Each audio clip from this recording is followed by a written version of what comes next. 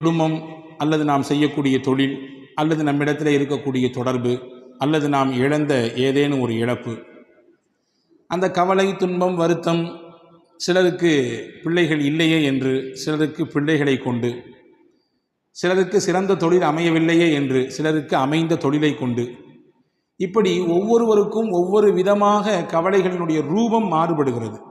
யாரும் கவலையற்றவர்கள் இல்லை, யாரும் நெருக்கடிகளற்றவர்கள் இல்லை. ஏதோ ஒரு சில நெருக்கடிகள் மனிதனை போட்டு நெருக்குகிறது. சில நேரங்களில் அதில் நாம் துவண்டு தான் போகிறோம். ஆனால் உள்ளபடியே ஒரு மூமின் எப்படி இருக்க வேண்டும் என்பதற்கு அருமை நாயகம் ஸல்லல்லாஹு அலைஹி வஸல்லம் அன்னவர்களும் சரி, அல் குர்ஆனும் சரி அழகாக நமக்கு வழிகாட்டுகிறது. எந்த காலகட்டத்திலும் நீங்கள் மனம் தளர்ந்து விடக்கூடாது. நமக்கு வரக்கூடிய பிரச்சனைகள் அல்லது நாம் சந்திக்கக்கூடிய இன்னல்கள், சிரமங்கள், அதை வைத்து நாம் மனதால் புழுங்கி அதை நினைத்தே உருகிவிடக்கூடாது. குர்ஆன் நம்மை ஆசுவாசப்படுத்துகிறது. அல்லாஹ்வின் பேரருளை விட்டு நீங்கள் நிராசையாகி விடாதீர்கள். உலகத்தில் சில விஷயங்களை நீங்கள் விரும்புவீர்கள், ஆனால் உங்களுக்கு அது கிடைக்காமல் போகலாம். உலகத்தில் சில விஷயங்கள் வேண்டாம் என்று நீங்கள் வெறுப்பீர்கள், ஆனால் அதுதான் உங்களுக்கு கிடைக்கும். நீங்கள் நினைக்க வேண்டாம், நம்ம நினைச்சதுலாம் கிடைக்கலையே, நம்ம எது வேண்டாம்னு நினைச்சோமோ அதுவெல்லாம் கிடைக்குது அப்படின்னு நினைக்காதீங்க. அல்லாஹ் நம்முடைய நெற்றி பொட்டில் அடித்தால் போன்று சொல்கிறான், வல்லாஹு யஅலம் வ அன்தும் லா தஅலமூன். அல்லாஹ்வுக்கு தெரியும், படைத்தவனவன், உங்களுக்கு தெரியாது என்கிறான். எனவே நீங்கள் விரும்புவது உங்களுக்கு கேடாக விரையும், நீங்கள் வெறுப்பது உங்களுக்கு நன்மையாக கிடைக்கும். எனவே அல்லாஹ்வுக்கு தெரியும், உங்களுக்கு தெரியாது என்று அல்லாஹ் இந்த ஒற்றை வார்த்தையில் தன்னுடைய அற்புதமான வரிகளை முடித்துக் கொள்கிறான். நபிகள் பெருமானார் ஸல்லல்லாஹு அலைஹி வஸல்லம் வாழ்க்கையிலே இதற்கு எக்கச்சக்கமான உதாரணங்களை நம்மால் பார்க்க முடிகிறது. அன்பு பெருமக்களே, ஹஜ்ரத் சையதுனா தாவூத் அலைஹிஸ்ஸலாம் காலத்தில் நடந்த ஒரு நிகழ்ச்சியை நான் உங்களுக்கு தெரியப்படுத்துகிறேன். தாவூத் அலைஹிஸ்ஸலாம் இடத்திலே ஒரு பெண்மணி வந்தார்கள். வந்த பெண்மணி சொன்னாங்க, ரப்புக வாலிமுன் அம் ஆதிலுன். நபி தாவூத் அவர்களே, நீங்கள் இறைவனின் தூதர், உங்களுடைய ரப்பு அநியாயக்காரனா அல்லது நீதமானா? கேட்குற கேள்வி வித்தியாசமாக இருக்குல்ல. உங்களுடைய ரப்பு அநியாயக்காரனா இல்லது நீதம் செலுத்தக்கூடியவனா? என்னமா கேட்குற கேள்வி? நிச்சயமாக படைத்தவன் நீதத்திற்குரியவனாகத்தான் இருப்பான். எப்படி அவன் அநியாயக்காரனாக மாறுவான்? உன் கதை என்ன? ஏன் இப்படி உன்னை இந்த கேள்வியை கேட்க வைத்தது, என்ன விஷயம்னு கேட்டாங்க. அந்த பெண்மணி சொன்னார்கள், நான் ஒரு கணவனை இழந்த பெண். என்னுடைய கணவன் வஃபாத் ஆகிவிட்டார், இறந்து விட்டார். நான் ஒரு விதவை பெண். மட்டுமல்ல, யத்தீமான 3 பெண் பிள்ளைகளுக்கு தாய். நான் 3 பெண் பிள்ளைகள் நான் தான் பராமரிச்சுட்டு இருக்கிறேன். ஏதோ நான் செய்யக்கூடிய உழைப்பு, அதில் கிடைக்கக்கூடிய சொற்ப ஊதியம், அதை வைத்து எங்களுடைய கால்வயிறு அறவயிறு கஞ்சி குடித்து ஏதோ வாழ்க்கை ஓடிக்கொண்டிருக்கிறது.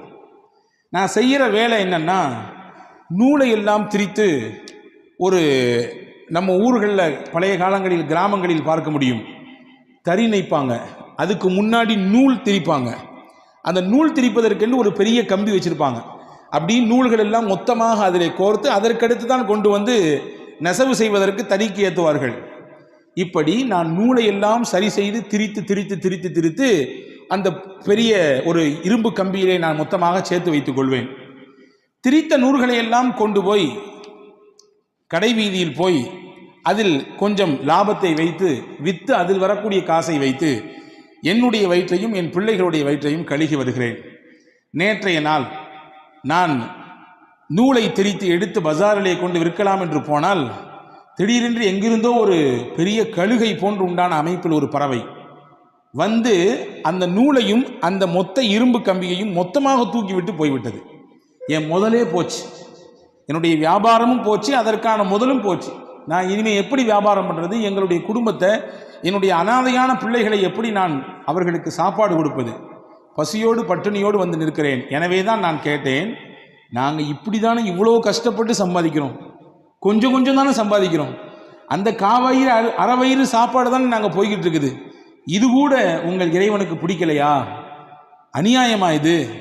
எனவே தான் நான் கேட்டேன் என்று அந்த அம்மா சொல்லிச்சு. அதாவது தாவூத் அலைஹிஸ்ஸலாம் சொன்னாங்க, கொஞ்சம் பொறுமையாக இருமா, எதை செய்தாலும் அல்லாஹ் அதற்கு நியாயம் வைத்திருப்பான். மூமீன்கள் பொதுவாக நமக்கு வலு தரக்கூடிய வசனங்கள் நிறைய இருக்குது குர்ஆனிலே. அதிலே ஒரு விஷயம்தான், ஒரு வசனம்தான். நம்ம எல்லாருக்கும் தெரிந்த ஒரு அத்தியாயம் சூரத்து அலம் நஷ்ரஹ். அந்த அலம் நஷ்ரஹிலே அல்லாஹு தஆலா நீங்கள் கவனித்து பார்த்திருப்பீர்கள், ஒரு விஷயத்தை 2 தடவை மடக்கி மடக்கி சொல்கிறான். பார்த்துருக்கீங்களா? இன்ன மஅல் உஸ்ரி யுஸ்ரன், இன்ன மஅல் உஸ்ரி யுஸ்ரா.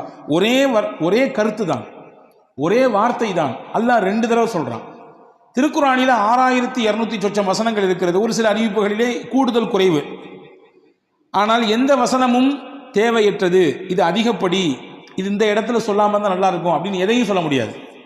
திருக்குர்ஆனின் ஒவ்வொரு எழுத்தும் ஒவ்வொரு வசனங்களும் அர்த்தம் உள்ளது, வீணானது இல்லை. அப்படி என்றால் ஏன் ஒரு வசனத்தை அல்லாஹ் 2 தடவை சொல்ல வேண்டும்? ஒரே கருத்தை ஏன் 2 தடவை மடக்கி சொல்ல வேண்டும் என்றால், அறிஞர்கள் சொல்கிறார்கள், உங்களுக்கு அல்லாஹ் ஒரு கஷ்டம் கொடுத்தால் 2 சந்தோஷம் தருவான்.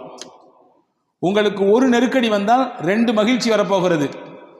உங்களுக்கு ஒரு இழப்பு என்றால் 2 சந்தோஷம், 2 வரவு வரப்போகிறது. இதுதான் உண்மை. இதற்காக வேண்டிதான் அல்லாஹ் 2 தடவை சொல்கிறான். இப்போ சொன்னாங்க தாவூத் அலைஹிஸ்ஸலாம், கொஞ்சம் பொறுமையாரி, நீ வார்த்தையை விட்டுறாத. சில சமயங்களில் கோபத்தில் அல்லது ஏதாவது ஒரு பதட்டத்தில் வார்த்தையை விட்டு விடுகிறோம். விட்டு அதற்கு பின்னால் யோசிக்கிறோம், தவிக்கிறோம். ஆஹா, அப்படி சொல்லிட்டு கூடாதே என்று நினைக்கிறோம். தாவூத் அலைஹிஸ்ஸலாம் கொஞ்சம் பொறுமையாரிமா, கொஞ்சம் உட்காருமான்னாங்க. ஒரு ஓரத்தில் உட்கார்ந்தாங்க அந்த அம்மா. கொஞ்ச நேரத்தில் திடீரென்று ஒரு 10 வியாபாரிகள் வந்தார்கள். வந்தவர்கள் தாவூத் அலைஹிஸ்ஸலாம் இடத்திலே வந்து, நாங்கள்லாம் கடல் வணிபம் செய்யக்கூடியவர்கள், கடலில் போய் முதல்ல போட்டு எடுத்து வந்து சரக்கு எடுத்து வந்து ஊரில் விற்பனை செய்யக்கூடியவங்க. அப்படி நாங்கள் வியாபார சரக்குகளை எல்லாம் வாங்கிட்டு ஒரு சின்ன படகிலே நாங்கள் ஏறி வந்து கொண்டிருந்தோம். வந்து கொண்டிருக்கக்கூடிய சமயத்திலே கடுமையான காற்று, கடுமையான அனல் பறக்கக்கூடிய சூறாவளி காற்று. அந்த சூறாவளி காற்றிலே நாங்கள் வந்து அந்த சின்ன படகு அங்கிட்டும் இங்கிட்டும் சாய்கிறது. எங்களுக்கு பயம், நாங்களும் மொத்தமாக மூழ்கி போவோமோ அல்லது நாங்கள் கொண்டு வந்த மொத்த சரக்கும் வீணாய் போய்விடுமோ. சரி, சரக்கு போனாலும் பரவாயில்ல, உயிர் காப்பாற்றப்படணுமே. சரக்கு போனாலும் அடுத்து சம்பாதிச்சுக்கலாம், எங்க உயிர் போச்சுன்னா. உடனே நாங்கள் 10 பேரும் சேர்ந்து அல்லாஹ்விடத்திலே ஒரு நியத் செய்தோம். நதிர் என்று சொல்வார்கள் அரபியிலே. இதற்கு தமிழிலே புரிவதாக சொன்னால் நேரிச்சை. அல்லாஹ்விற்காகவே நாங்கள் நேரிச்சை செய்தோம். என்ன நேரிச்சை செய்தோம்? இறைவா, இந்த கஷ்டத்திலிருந்து எங்களை நீ காப்பாற்றி விட்டால், இந்த சிரமத்திலிருந்து எங்களை நீ மீட்டெடுத்து கொண்டு வந்து கரை சேர்த்தால், எங்களிலே தலைக்கு ஒருவர் 100 தங்க காசு, தலைக்கு 100 தங்க காசு என்ற வீதத்திலே 1000 தங்க காசுகளை உன்னுடைய பாதையிலே நாங்கள் சதகா செய்வோம் என்று நியத் செய்தோம். நியத் செய்து அல்லாஹ்விடத்திலே துவா செய்தோம். ஒன்றை நீங்கள் ஆழமாக எப்பொழுதுமே உள்வாங்கிக் கொள்ள வேண்டும். நம் மனதிலே எப்பொழுதும் இந்த வார்த்தை இருக்க வேண்டும். நாம் கேட்கிற எந்த துவாவும் வீணாகாது. வாழ்க்கையில் எந்த துவாவும் வீணாகாது. கிடைப்பதற்கு முன்பின் ஆகலாம். கிடைப்பதற்கு இந்த மாதம் கேட்டது அடுத்த மாதம், அல்லது இன்னும் 4 மாதம் கழிச்சு, அல்லது 1 வருஷம், அல்லது 4 வருஷம் கிடைக்கும். வீணாகாது, துவா வீணாகாது.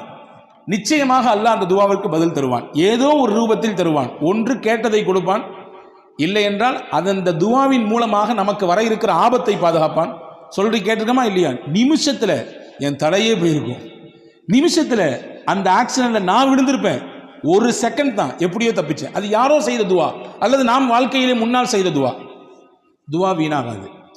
இந்த 10 பேரும் துவா செய்கிறார்கள், யா அல்லாஹ் எங்களை காப்பாற்றி விட்டால் நிச்சயமாக நாங்கள் தலைக்கு 100 திர்ஹம், 100 தங்க காசு என்ற வீதத்திலே 1000 தங்க காசுகளை உன்னுடைய பாதையிலே நாங்கள் சதக்கா செய்வோம். நீயத் செஞ்சிட்டா, நேர்ச்சை செஞ்சிட்டா செஞ்சிடணும், அதிலே மாற்றம் இல்லை. கிடைச்ச பின்னாடி கொஞ்சம் கம்மியாக கொடுக்கறது அல்லது கொஞ்சம் தாமதிக்கிறது அல்லது அது தவணையில் போடுறது, இதுவெல்லாம் தப்பு. நேர்ச்சை என்று செய்துவிட்டால் உடனடியாக அதை நிறைவேற்றிவிட வேண்டும். இது மார்க்கம் சொல்லக்கூடிய ஒரு சட்டம். இப்படி துவா செய்துவிட்டு கொஞ்ச நேரத்தில் பார்த்தோம், எங்கிருந்தோ ஒரு பெரிய பறவை வந்தது. அந்த பறவையினுடைய அழகிலே ஒரு பெரிய இரும்பு கம்பி வைத்திருந்தது. அந்த கம்பி நிறைய நூட்கள் சுற்றப்பட்டிருந்தது. கரெக்டாக நாங்கள் இருந்த அந்த கப்பலில், அந்த சின்ன படகிலே கொண்டு அது போட்டுவிட்டு போயிடுச்சு. எங்களுக்கு கிடைச்சது பெரிய பாக்கியமாக இருந்துச்சு. ஏன்னா நாங்கள் பயணித்தது ஒரு சின்ன படகு.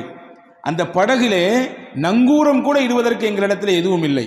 அதை கொண்டு நாங்கள் கடலிலே நங்கூரமிட்டோம். அங்கும் இங்கும் ஆடிக்கொண்டிருந்த எங்களுடைய படகு ஆட்டமில்லாமல் நிசப்தமானது. எங்களை அல்லாஹ் பாதுகாத்தான். இதோ நாங்கள் கரை வந்து விட்டோம்.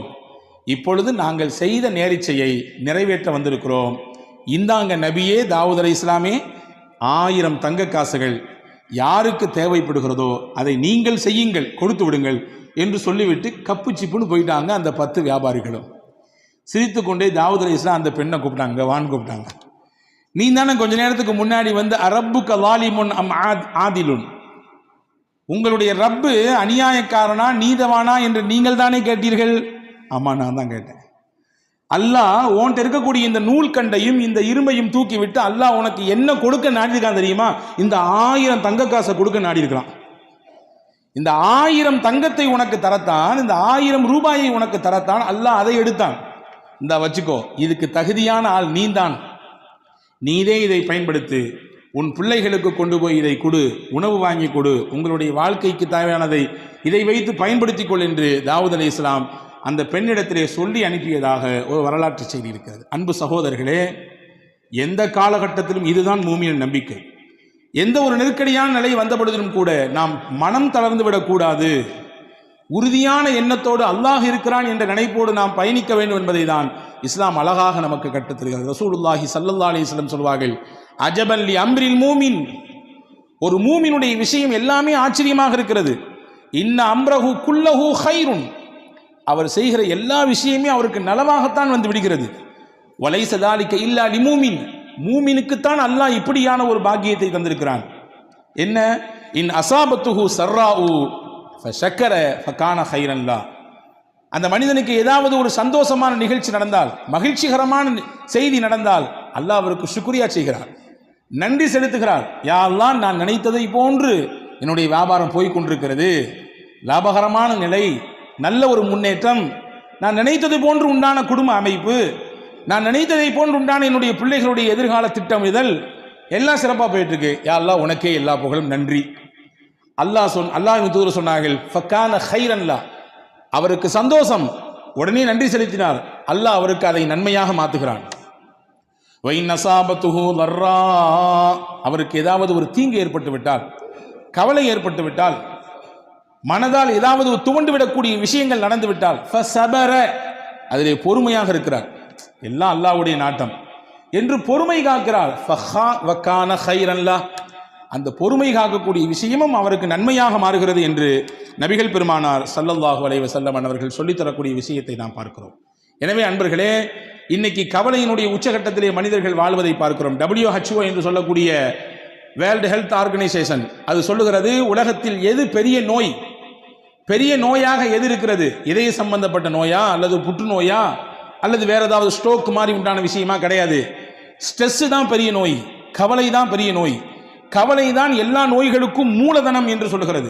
சிறுவர்களிலிருந்து பெரியவர்கள் வரை கவலையினால் பாதிக்கப்படுவதை பார்க்கிறோம். அப்படிப்பட்ட கவலையில் இருக்கக்கூடியவர்களுக்கு மாணவி ஸல்லல்லாஹு அலைஹி வஸல்லம் எந்த மாதிரியான போதனைகளை தந்திருக்கிறார்கள் என்பதை நாம் கவனிக்க வேண்டும். எனவே கவலை ஒரு மனிதனுக்கு உச்சகட்டமாக கூட கூட நல்ல நிலையில் இருப்பவரும் கூட சில நேரங்களிலே கொஞ்சம் தடுமாறி விடுகிறார் இல்லையா? பெரும் பெரும் பிரபலங்கள், பெரிய பெரிய துறை சார்ந்த வல்லுநர்கள், பெரிய பட்டதாரிகள், அவர்கள் கூட கடைசியிலே தனக்கு ஏற்படக்கூடிய இறுக்கத்தினாலே தன் வாழ்க்கையே முடிக்கக்கூடிய எல்லைக்கு போய் நிற்கிறார்கள். ஆனால் மார்க்கம் அதற்கு ஒருபொழுதும் அனுபவிக்கவே இல்லை. அல்லாஹ் அல் குர்ஆனிலே அழகாக சொன்னான். இந்த வசனங்கள் எல்லாம் நம்முடைய உள்ளத்திலே எழுதி வைக்கப்பட வேண்டிய வசனங்கள். வலனபுலுவன்னகும் பிஷைஇம் மினல் ஹௌஃப் வல்ஜூஇ வனக்ஸிம் மினல் அம்வால் வல்அன்ஃபுஸி வஸ்ஸமராத், உங்களை நாம் சோதிப்போம். எப்படியெல்லாம் சோதிப்போம்? மினல் ஹௌஃப், பயத்தை தருவோம், வல்ஜூ, பசியை கொடுப்போம், வனக்ஸிம் மினல் அம்வால், உங்களுடைய பொருளாதாரத்தில் இழப்பை ஏற்படுத்துவோம், வல் அன்ஃபுஸ், உங்களோடே சுத்தி சுத்தி வந்தவர்கள், உங்கள் உறவுக்காரர்கள், உங்களுடைய நண்பர்கள், உங்களுக்கு அறிமுகமானவர்கள், சொல்லப்போனா உங்களுடைய ரைட் ஹேண்ட்னு சொல்ற அளவுக்கு, உங்களுடைய வலதுகை என்று சொல்லும் அளவிற்கு இருப்பவர்கள் பொசுக்குன்னு இறந்துடுவாங்க, திடீர்னு இறந்து போயிடுவாங்க. இதுவெல்லாம் சோதனையின் ரூபங்கள். சொல்லிட்டு அல்லாஹ் சொல்றான், ஃபபஷ்ஷிரி ஸாபிரீன், யார் இதிலெல்லாம் அல்லாஹ் நம்மோடு இருக்கிறான் என்று பொறுமையோடு இருக்கிறார்களோ அவர்களுக்கு சுபசோபனம் சொல்லுங்கள் நபியே என்று அல்லாஹ் அல் குர்ஆனிலே நபிகள் பெருமானா ஸல்லல்லாஹு அலைஹி வஸல்லம் மூலமாக நமக்கு சொல்லித் தருகிறார். அன்பு சகோதரர்களே, இதுதான் நமக்கான ஒரு உற்சாக பானம். அதில் சையதத்துனா உம்மு சுலைம் ரலியல்லாஹு தஆலா அன்ஹா, சையதுனா அபூ தல்ஹா ரலியல்லாஹு தஆலா அன்ஹு, ரெண்டு சஹாபா, ஒரு சஹாபி ஒரு சஹாபிய பெண்மணி. அபூ தல்ஹா கணவர், உம்மு சுலைம் மனைவி, பேர் பெற்ற பெண்மணி. இவரும் சாதாரணப்பட்ட சஹாபி அல்ல, வரலாற்று சிறப்புக்க புகழ்பெற்ற சஹாபி. இவர் ரெண்டு பேருமே நல்ல ஒரு முன்மாதிரியான தம்பதிகள். இவர்களுக்கு அல்லாஹ் ஒரு குழந்தையை கொடுத்தான். குழந்தை பிறந்து வளர்ந்து கொண்டிருக்கிறது. அபூ தல்ஹா வெளிநாடுகளுக்கு வியாபாரம் செல்லக்கூடியவர். அப்படி ஒரு நாள் வியாபாரத்துக்கு வெளிநாட்டுக்கு போனார். போயிருக்கக்கூடிய அந்த கேப்பில் பிறந்த குழந்தை வளர்ந்துட்டு இருக்கக்கூடிய காலகட்டத்தில் திடீர்னு அந்த பிள்ளைக்கு ஏதோ ஒன்று செஞ்சுது. அந்த குழந்தை இறந்து போச்சு. வியாபாரம்லாம் முடிச்சுட்டு திரும்பி ஊருக்கு வர்றாரு. ஊருக்கு வந்த உடனே தன்னுடைய மனைவி இடத்திலே வர்றாரு. கணவன் நீண்ட நாள் கழித்து வந்திருக்கிறார், வியாபாரம் முடித்து வந்திருக்கிறார். எடுத்த உடனே அவர்கிட்ட சோக செய்தியை சொல்லி அவருடைய அந்த மைண்டை அப்செட் பண்ண வேண்டாம் என்று நினைத்த உம்மு சுலைம் ரலியல்லாஹு தஆலா அன்ஹா கணவனுக்கு சிறப்பான முறையிலே உணவு ஏற்பாடு செய்து விருந்தோம்பல் செய்தார்.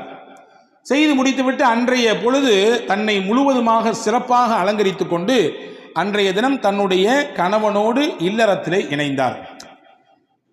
இணைந்ததற்கு பிறகு ஒரு அழகான ஒரு கேள்வியை எடுத்து வைக்கிறார் மனைவி உம்மு சுலைம் ரலியல்லாஹு தஆலா அன்ஹா. உங்கள்கிட்ட யாராவது ஒருத்தர் அமானீதத்தை கொண்டு வந்து கொடுத்து கொஞ்ச நாளைக்கு பின்னாடி என் பொருளை தாங்க திருப்பி அப்படின்னு கேட்டால் நீங்களே வச்சுக்குவீங்களா? கேட்டவர் கேட்ட ஒன்று எடுத்து கொடுத்துருவீங்களா? என்னம்மா இது கேள்வி?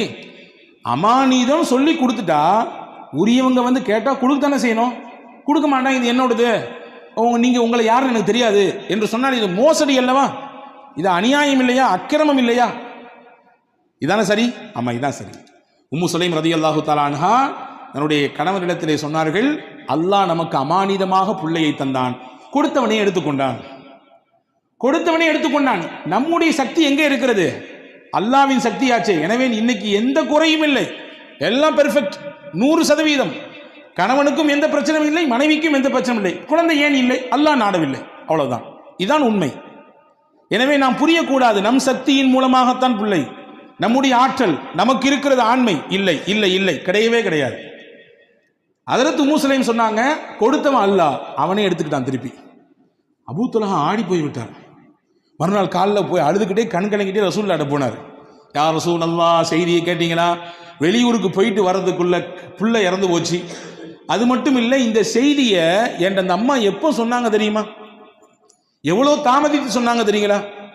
எனக்கு வருத்தம் தானே இது என்று ஹஜ்ரத் அபூ தல்ஹா ரலியல்லாஹு அன்ஹு ரசூலுல்லாஹ்விடத்திலே சொன்ன பொழுது ரசூலுல்லாஹ் அழகாக ஒரு துவா செய்தார்கள். பாருங்கள், நபியினுடைய துவாவுக்குரிய சக்தியை பாருங்கள். அல்லாஹ் நமக்கு எடுத்த விஷயத்திலே நாம் கொஞ்சம் பொறுமையாக இருந்தால் தரக்கூடிய பிரதிபலன் நம்மை ஆச்சரியப்படுத்தும், நம்மை அப்படி மெய்சிலிர்க்க வைக்கும்.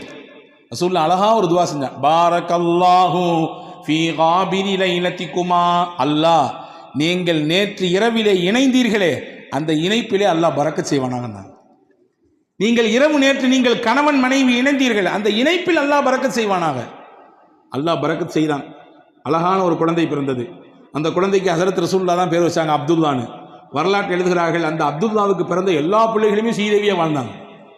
பெரிய கல்வியாளராக, குரானிலே மிகப்பெரிய தேர்ச்சி பெற்றவர்களாக, ஞானவான்களாக, மிகப்பெரிய செல்வாக்கு மிக்கவர்களாக அவர்கள் வாழ்ந்தார்கள் என்பதாக வரலாற்று குறிப்புகள் இருக்கிறது. அப்போ அல்லாஹ் ஒரு விஷயத்தை எடுக்கிறான்னா நம்ம கலங்கக்கூடாது, நம்பிக்கை இழந்துடக்கூடாதுங்கிறத ரப்புல் ஆலமீன் அல்லாஹு தாலா எவ்வளவு அழகாக நமக்கு எடுத்து வைக்கிறான். அதாவது சய்யிதத்துனா ஆயிஷா ரலியல்லாஹு தஆலா அன்ஹா வரலாற்றில் நீங்கள் தெரிந்து கொள்ள வேண்டிய முக்கியமான செய்தி இது. திருக்குரானிலே 100 என்ற ஒரு அத்தியாயம் இருக்கிறது. நிச்சயமாக நாமும் படிக்க வேண்டும், வீட்டிலே இருக்கக்கூடிய பெண்களுக்கெல்லாம் படிப்பிக்க வேண்டும். அற்புதமான அத்தியாயம். அதாவது சய்யிதுனா உமர் ரலியல்லாஹு அன்ஹு சொன்னார்கள், அல்லிமூ நிசாக்கும் சூரத்தன் நூர், உங்கள் வீட்டிலே இருக்கக்கூடிய பெண்களுக்கெல்லாம் சூரா நூரை சொல்லிக் கொடுங்கன்னா. பெண்களுக்கு தேவையான அத்தனை விஷயங்களையும் அல்லாஹ் சொல்லுகிறான். எங்க ஹஜ்ரத் ஓதுறதே பெருசா இருக்குது, எங்கிட்டு போய் அதுலேருந்து படிச்சு கொடுக்குறது, அதுலேருந்து இல்லை கருத்தை எப்படி உள்வாங்கிக் கொள்வது, அவ்வளவு செய்திகள் இருக்குது. சின்ன சூறா தான். ஒவ்வொரு வீட்டிலும் இருக்கக்கூடிய பெண்கள் வாசிக்க வேண்டிய, பெண்கள் உள்வாங்கக்கூடிய, பெண்கள் தங்கள் வாழ்க்கையில் செயல் வடிவம் கொடுக்க வேண்டிய விஷயங்களை அல்லாஹ் அதிலே பதிவு செய்கிறான். அதிலே முக்கியமான ஒரு செய்தி இருக்கிறது. இஃப்கா ஆயிஷா என்று சொல்வார்கள். அல்லாஹு தாலா ஹஜ்ரத் சய்யிதுனா முஹம்மது ரசூலுல்லாஹி ஸல்லல்லாஹு அலைஹி வஸல்லம் உடைய துணைவியார் விஷயத்திலே ஏற்பட்ட ஒரு அவதூறு, அந்த அவதூறை களைவதற்காக வேண்டி அல்லாஹ் ஒரு 10 வசனத்தை தந்தான். என்ன அவதூறு? நான் பலமுறை உங்களுக்கு சொல்லியிருக்கிறேன், ஞாபகம் இருக்கலாம். நான் ஒரு கோடு மட்டும் போட்டு காட்டுகிறேன். போருக்கு போய் திரும்பி வரக்கூடிய நேரத்தில் எல்லாரும் போய்விட்டார்கள். ஹஜ்ரத் ஆயிஷா அம்மா மட்டும் சுய தேவையை முடிச்சுட்டு வர்றதுக்குள்ளார எல்லாரும் காலி. கடைசியில எல்லாத்தையும் பார்க்கறதுக்காக நியமிக்கப்பட்டவர், ஏதாவது தவறவிடப்பட்டதா என்பதை பார்ப்பதற்கு நியமிக்கப்பட்ட சஃப்வான் மட்டும்தான் இருந்தார். ரசூலுல்லாஹி ஸல்லல்லாஹு அலைஹி வஸல்லம் அன்பு தோழர் சஹாபி ரலியல்லாஹு அன்ஹு.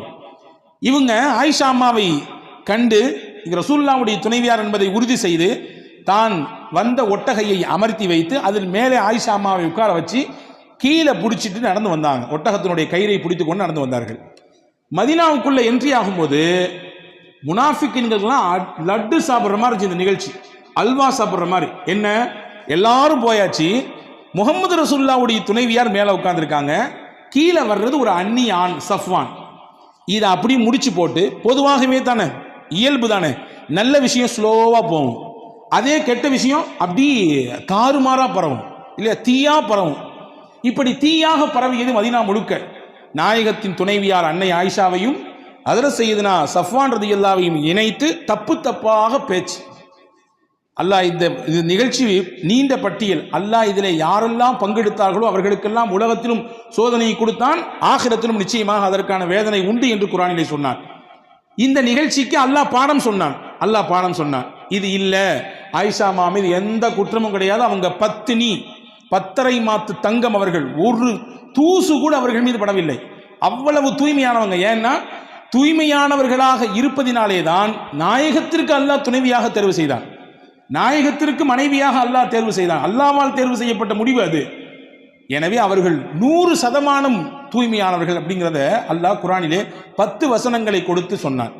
இதுல என்ன செய்தினா, இந்த வசனங்களை துவங்கும் போது அல்லாஹ் துவங்குறான் பாருங்க. இன்னல்லதீன ஜாஊ பில் இஃப்கி உஸ்பத்தும் மின்கும் லா தஹ்ஸபூஹு ஷர்ரல் லக்கும் பல் ஹுவ கைருல் லக்கும். நபியே, அவதூறாக உங்கள் துணைவியாரின் மீது இட்டுக்கட்டி தேவையில்லாத பழிகளை சுமத்தி கொண்டு சில மக்கள் இந்த தெருவிலே ஊரிலே நடமாடி கொண்டிருக்கிறார்கள். லா தஹ்ஸபூஹு ஷர்ரல் லக்கும், இதை தீங்கு கெடுதி என்று நீங்க நினைக்காதீங்க.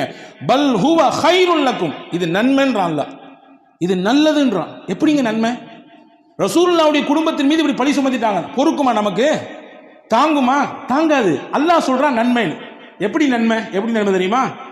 நாயகம் இருக்கும் காலத்திலேயே இந்த நிகழ்ச்சி நடந்தது. எனவே அல்லாஹ் அருள் வசனங்கள் இறக்கி உண்மைப்படுத்திட்டான், தூய்மைப்படுத்திட்டான். எந்த பிரச்சனையும் கிடையாது, 100% ரொம்ப தூய்மையானவர்கள் இப்படிங்கிறத அல்லாஹ் குர்ஆனின் மூலமாக நிரூபித்தான். இந்த குர்ஆன் நபியின் காலத்திலே இறங்கியது அந்த வசனம். இன்னைக்கு நம்ம பேசுறோம், நாளைக்கு பேசுவாங்க, 10 வருஷம் கழிச்சு பேசுவாங்க, 100 வருஷம் கழிச்சு பேசுவாங்க. உலக அழிவு நாள் வரை நாயகத்தினுடைய துணைவியார் தூய்மையானவர்கள் என்றதை பேசிக்கொண்டே இருப்பார்கள். வச்சுக்கங்களேன், ஒரு சின்ன கற்பனை, இதே நிகழ்ச்சி நாயகத்தின் வஃபாத்துக்கு பின்னால் நடந்திருந்தால், நாயகத்தினுடைய ஹயாத்துக்கு பின்னால் நடந்திருந்தால், அது இல்லைங்கிறத ப்ரூஃப் பண்ணிடலாம், வேற விஷயம். ஆனா குர்ஆன் வந்திருக்கிறாங்க. குர்ஆனினுடைய வசனம் யாரோடு முடிந்து போனது? நாயகத்தோடு முடிந்து போனது. ரசூலுல்லாஹ்வுடைய ஹயாத்தோடு அவர்களுடைய முடிவு குர்ஆனும் கத்தம் ஆயிடுச்சு. வஹி வராது. வஹி வரக்கூடிய காலத்திலேயே இந்த ஒரு செய்தி நடந்து, இப்படிலாம் கிடையாது, 100% பியூர், உங்க வீட்டு துணைவியார்கள் எல்லாம் அவ்வளவு தூய்மையானவர்கள் அப்படிங்கிறத அல்லாஹு தாலா அருமையான முறையிலே இங்கே உலக மக்களுக்கு பறைசாட்டினான். எனவே இது நன்மைதான், தீமைன்னு நினைக்காதீங்கன்னு அல்லாஹ் சொன்னான். அன்பர்களே, நாம் பார்க்கக்கூடிய விதத்தில் தான் இருக்கிறது. நமக்கு வரக்கூடிய விஷயங்கள் எப்படியானது என்பதை நாம் பார்க்கிற விஷயத்தில் தான் இருக்கிறது. கொஞ்சம் நமக்கு ஏற்படக்கூடிய சிரமங்களில், கஷ்டங்களில் கொஞ்சம் பொறுமையாக இருந்தால் அல்லாஹ் அதற்கு மிகச்சிறந்த பகரத்தை தருவான். ஒரு நிகழ்ச்சியை சொல்லுகிறேன் பாருங்கள். அபூ தல்ஹா ரலியல்லாஹு தஆலா அன்ஹு என்ற ஒரு சஹாபி, நபி ஸல்லல்லாஹு உம்மு சலமா ரலியல்லாஹு தஆலா அன்ஹா, அபூ சலமா ரலியல்லாஹு தஆலா அன்ஹா, இவங்க 2 பேரும் கணவன் மனைவி. அதே நேரத்தில் சிறந்த கணவன் மனைவி. சிறந்த கணவன் மனைவி ஏன் சொல்றேன்னா, நாயகத்திரத்தில் என்னெல்லாம் கேட்டாங்களோ அதெல்லாம் ரசூலுல்லாஹ்ட்ட கேட்ட விஷயத்தை அப்படி மனைவிட்டு அப்படி ஒப்பிச்சிருவாங்க. நல்ல விஷயத்தை ஷேர் பண்ணிக்குவாங்க. இன்னைக்கு எதெல்லாமோ பேசுகிறோம், எங்கெங்க உள்ள விஷயத்தெல்லாம் பேசுகிறோம், குடும்ப விஷயத்தை எடுத்து பேசுகிறோம், மற்ற விஷயங்களை, நல்ல விஷயங்களை நாம் நம்முடைய துணைவியார்களோடு பகிர்ந்து கொள்கிறோமா, அதற்கு குடும்பத்தில் நேரம் வைத்திருக்கிறோமா என்றால் பல நபர்களுக்கு கேள்வியிலே இல்லை என்று தான் வருகிறது, இல்லையா? ஹஸரத் அபூ சலமா நபியிடத்தில் கேட்ட விஷயத்தெல்லாம் ஷேர் பண்ணுவாங்க. அப்படி ஒரு நாள் ஒரு விஷயம் சொன்னாங்க.